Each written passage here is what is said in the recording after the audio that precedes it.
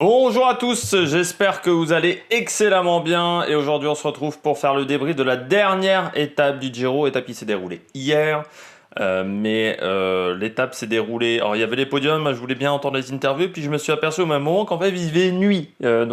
Pour filmer on aura une qualité d'image vraiment assez déplorable. Elle est déjà pas top normalement, je peux vous dire que de nuit c'est vraiment, la caméra...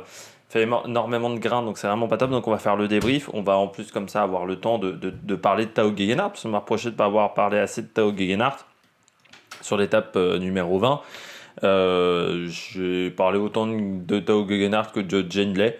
La vidéo étant plus courte, forcément je pouvais pas faire 3 quarts d'heure sur chacun des deux coureurs, mais bon. Là, on va en parler énormément sur cette étape, au final. Puis, j'allais pas parler de Tao Gegenhardt plus de Jendley, en sachant qu'on n'était pas sûr que Gegenhardt s'impose. Certes, il s'est imposé, mais c'était pas non plus une chance exacte.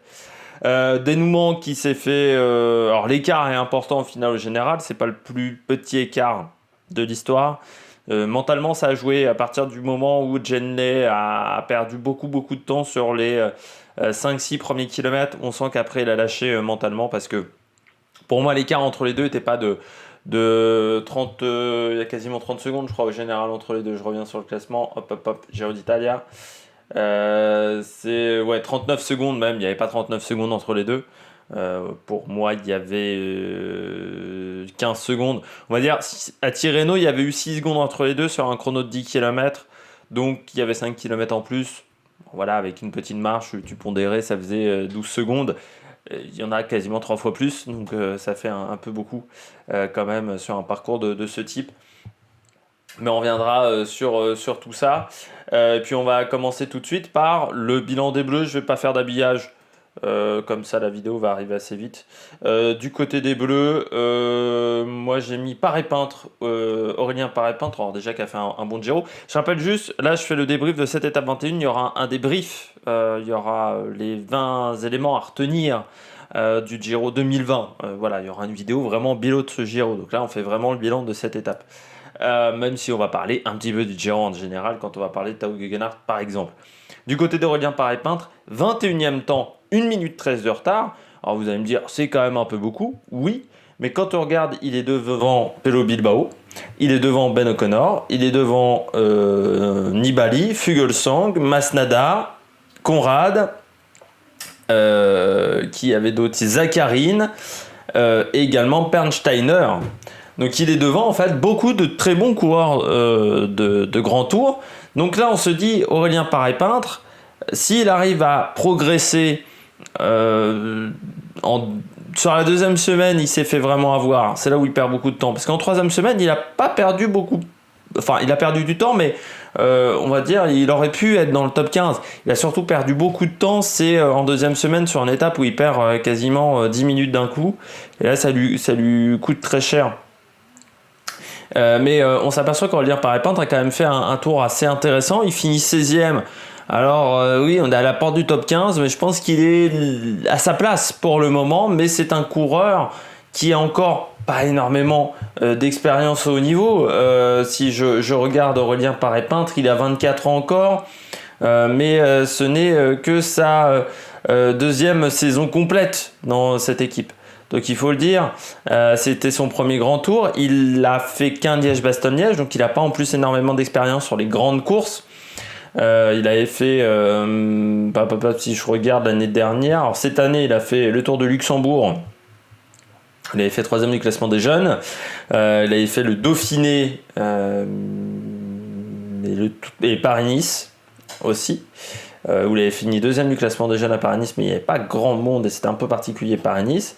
Mais si on regarde 2019, il n'avait pas fait non plus de grandes courses. Il avait fait le Tour de Suisse, le Tour du Pays Basque et l'UAE Tour.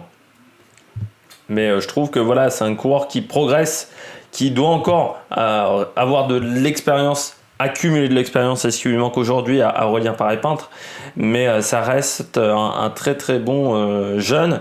Et dans les années à venir, pour cette nouvelle génération, c'est pas comme si les coureurs de 24 ans, on en avait 150. Je trouve qu'il est plus performant aujourd'hui qu'un David Gaudu sur un grand tour. Alors, on va voir David Gaudu sur la Vuelta, mais la Vuelta ça va pas être une référence en termes de résultats cette année. Vu la starting list, il y aura également une vidéo sur la première semaine de la Vuelta. Je précise, elle arrivera, je pense, demain. Il y aura des choses qui arriveront demain parce qu'il y a la moto et la F1 également. Il y a un gros package là, plus les médias. Donc ça fait tout ça en quelques jours, ça va être compliqué.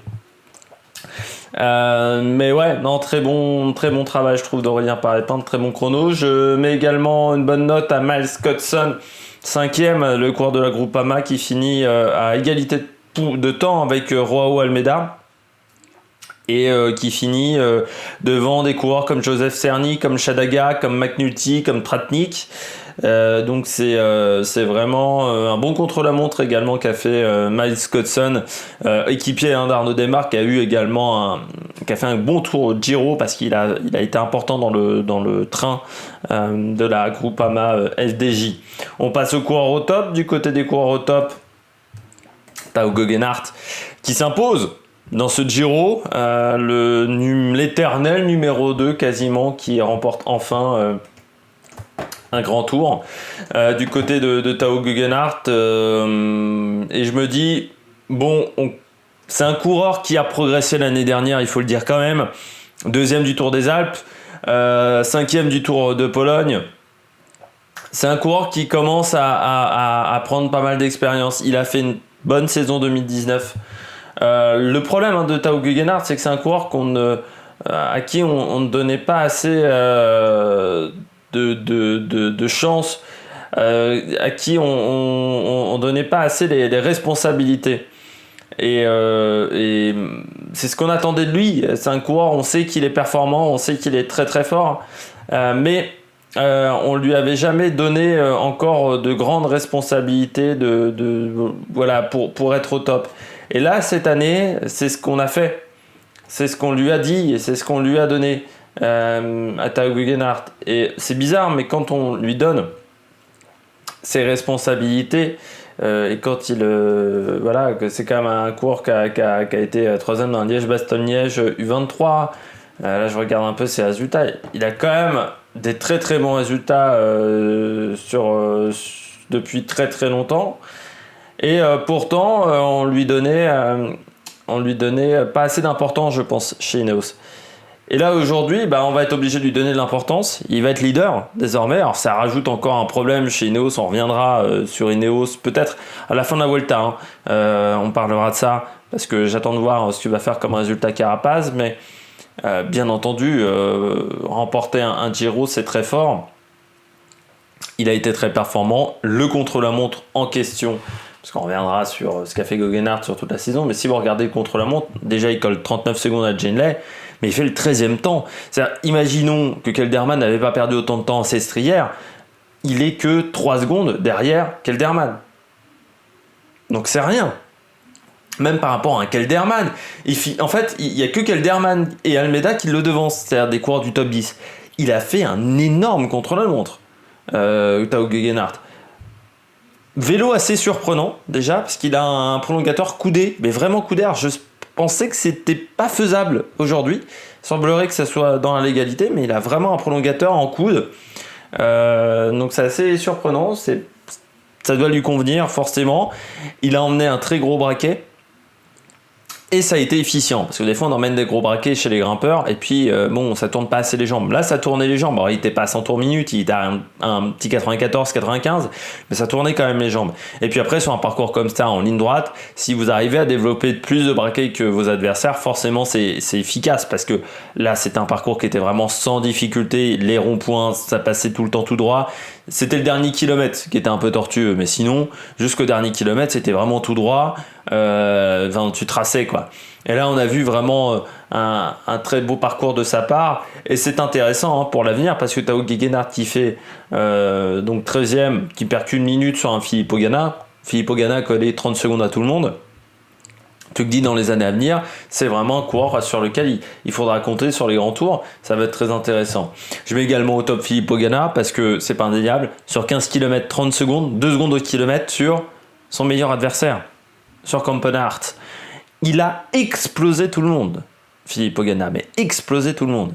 Il a été phénoménal, sensationnel.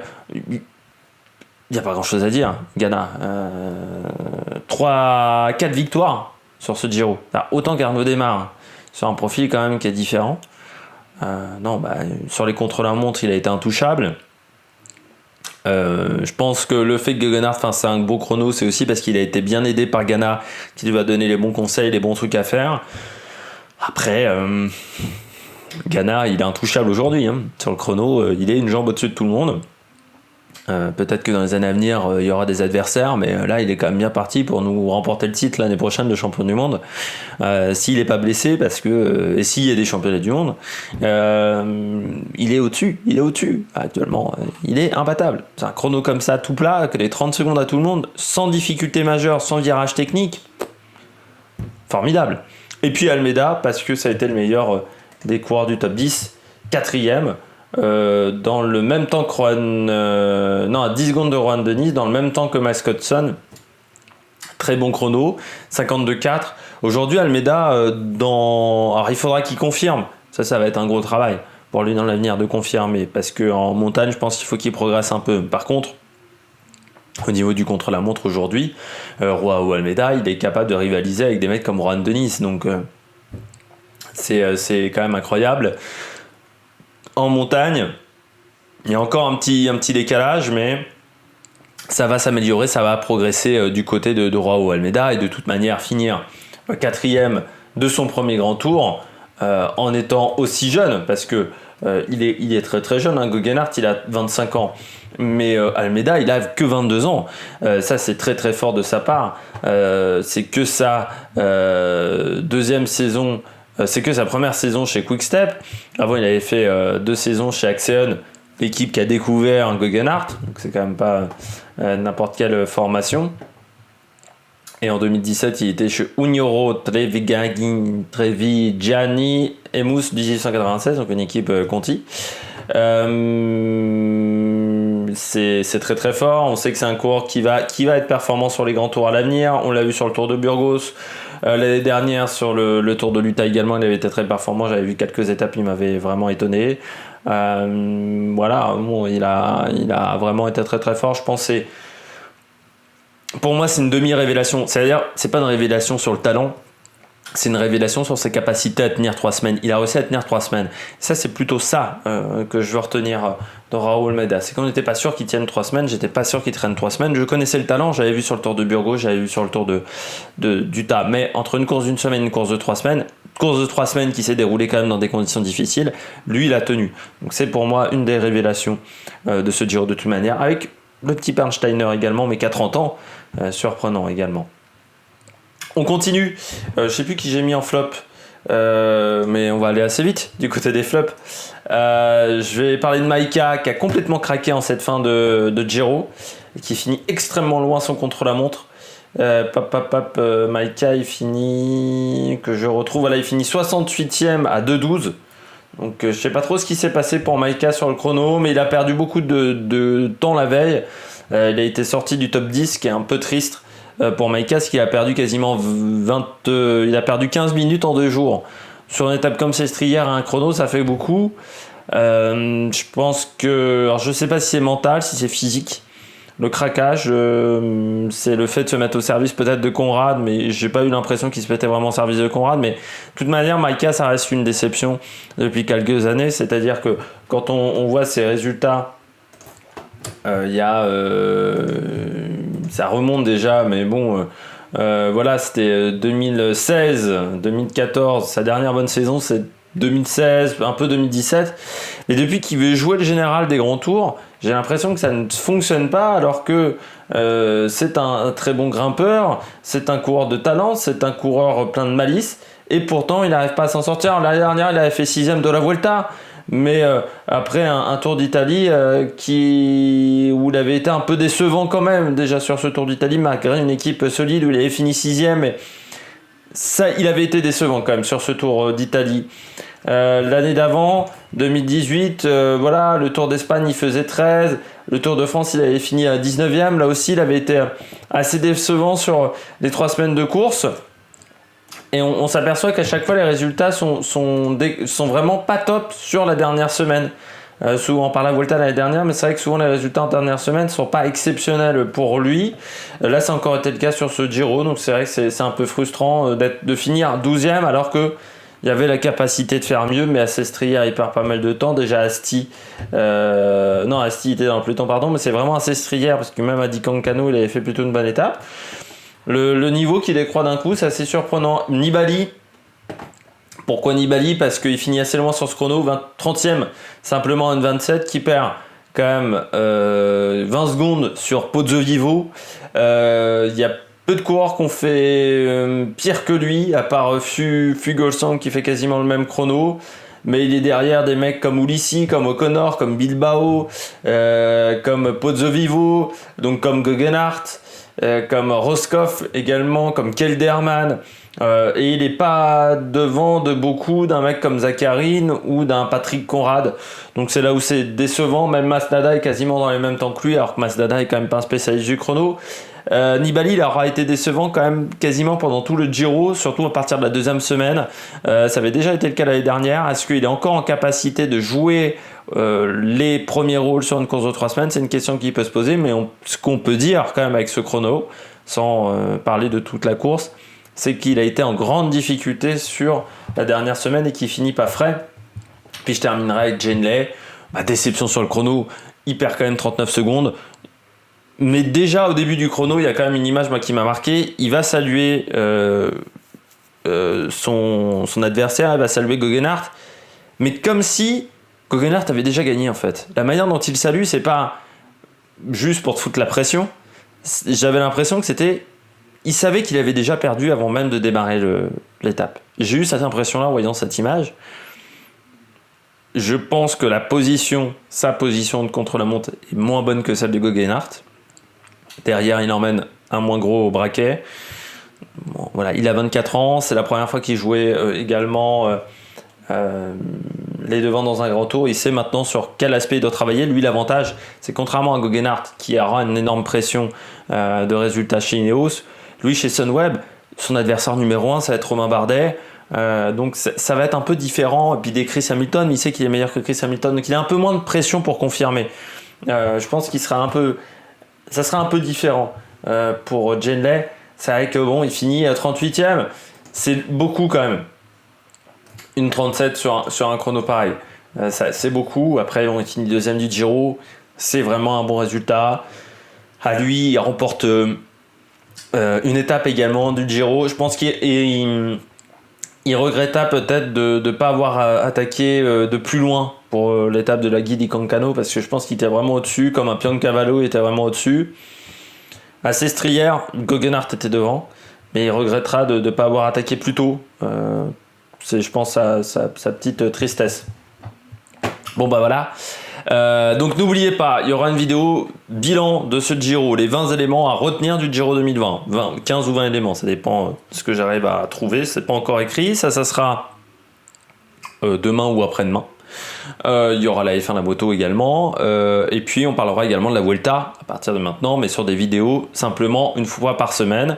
Et puis on parlera encore de cyclisme, même pendant la trêve, parce qu'on parlera des transferts. Il y aura encore des choses sur lesquelles on pourra discuter d'ici la reprise, peut-être en janvier avec le Tour de Under, c'est pas encore sûr.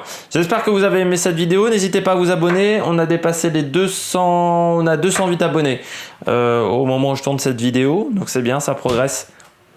J'aimerais que ça soit encore plus haut, bien entendu. Donc n'hésitez pas à vous abonner, n'hésitez pas à mettre la petite cloche, n'hésitez pas à réagir dans les commentaires, et puis n'hésitez pas à mettre un pouce bleu, n'hésitez pas à réagir dans les commentaires pour me dire que je n'ai pas assez parlé de Tao Gegenhardt. Allez, ciao ciao sur l'Amérique Production.